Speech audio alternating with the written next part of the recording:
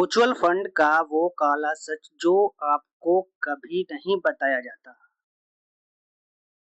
इस वीडियो में मैं बात करूंगा कि आपको म्यूचुअल फंड के बारे में जो चीज नहीं बताई जाती है वहां पे मैं आपको बताऊंगा। सपना बनाम हकीकत। दोस्तों, क्या आपको क्या आपने भी ऐसी एड देखी है जहां पे हर महीने 10,000 की एसआईपी करो और 20 साल बाद आप करोड़पति बन जाओ, 1 करोड़ के मालिक। सुनने में बहुत अच्छा लगता है।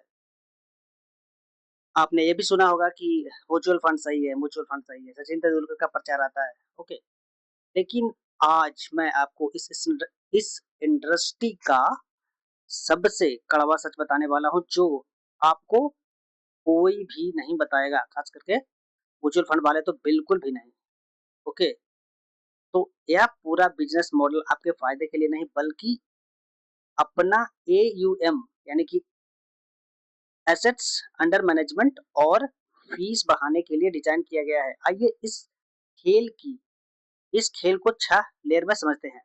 पहला, लेयर 1, पिछले रिकॉर्ड्स का झूठा खेल, पास्ट परफॉर्मेंस मैनिपुलेशन। सबसे पहला धोखा, ये लोग आपको हमेशा उस समय का रिटर्न दिखाते हैं जब मार्केट बहुत ऊपर था, यानी कि बुल मार्केट। आपको कैलकुलेशन कैलकुलेटर पर 12 से 15% तक का CAGR compound annual growth rate दिखा करके 1 करोड़ का सपना बेचा जाता है। ओके, कड़वा सच रियलिटी क्या है? इतिहास में जो भी हुआ है वो आगे भी होगा, इसकी कोई भी गारंटी नहीं है। सच तो यह है कि ज्यादातर जो एक्टिव म्यूचुअल फंड है, खास करके लार्ज कैप और मिड कैप वाले, अपने बेंचमार्क जैसे कि निफ्टी 50 को भी मात नहीं दे पाते हैं। यानी आप आप ज्यादा फीस देकर भी बाजार से कम रिटर्न कमाते हैं। दूसरा, लेयर 2, फीस और कमीशन की चुपचाप चोरी। दूसरा धोखा, जब आप किसी एजेंट या डिस्ट्रीब्यूटर के जरिए रेगुलर प्लान में इन्वेस्ट करते हैं तो हर साल आपको 1 से 2% तक का एक्सपेंस रेशियो कटता है।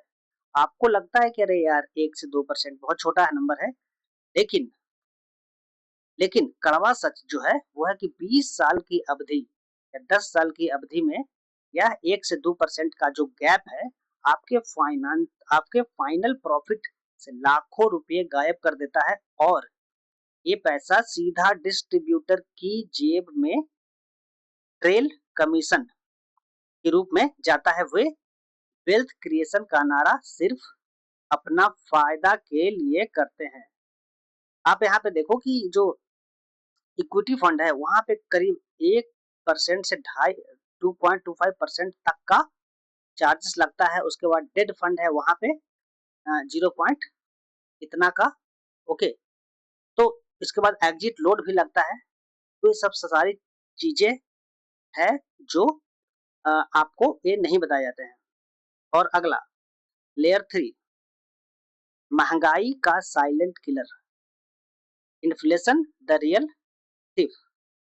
तीसरा धोखा, आपको स्क्रीन पर 1 करोड़ का नंबर तो दिखाया जाता है लेकिन उस पैसे की असली ताकत यानी कि परचेसिंग पावर बिल्कुल भी नहीं बताई जाती है। कड़वा सच रियलिटी क्या है?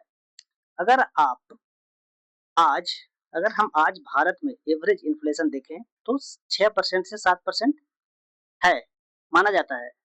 तो आज से 20 साल बाद आपको 1 करोड़ की औकात आज के सिर्फ 30 से 40 लाख रुपए के बराबर होगी।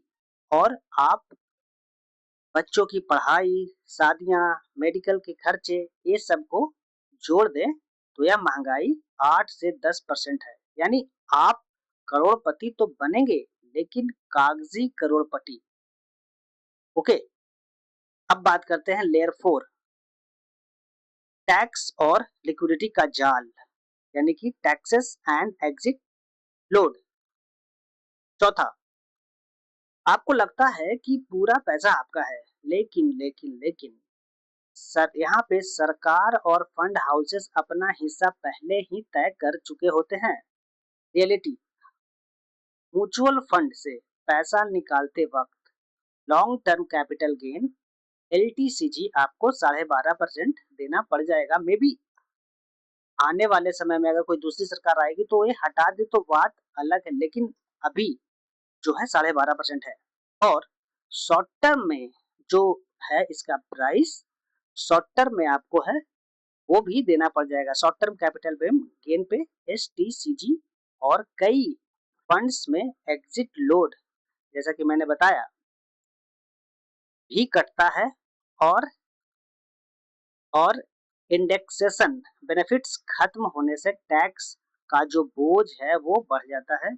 इससे फाइन प्रिंट में छुपाया जाता है। Layer 5 investor behaviour exploitation. पांचवा, ये लोग डिसिप्लिन का भाषण देते हैं लेकिन इंसान स्वतः को अपनी इच्छा के तहत जानते हैं। मतलब ये लोग बोलते हैं कि डिसिप्लिन रहो, मतलब कंटिन्यूअस एसआईपी करते रहो, लेकिन इसके पीछे का कड़वा सच क्या है?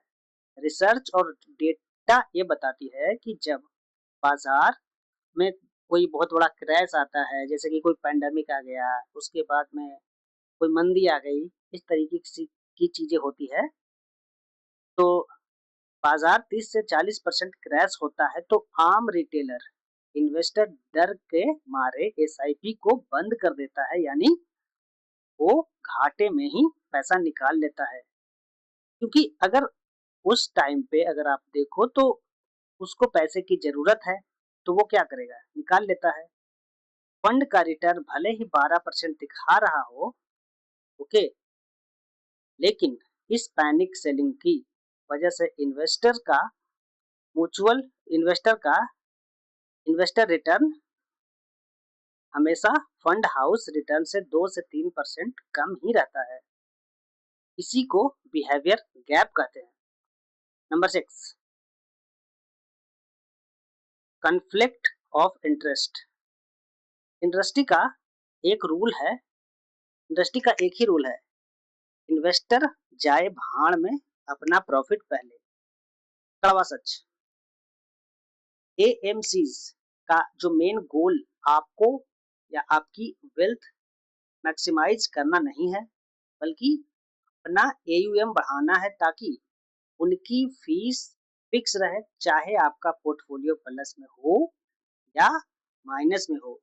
मीडिया, बैंक्स और एडवाइजर्स का पूरा इको सिस्टम इसी म्यूचुअल फंड सही है के नैरेटिव पर करोड़ों कमा रही है। ओके, तो आगे क्या? तो समाधान क्या है? तो क्या एसआईपी बंद कर देनी चाहिए? बिल्कुल नहीं।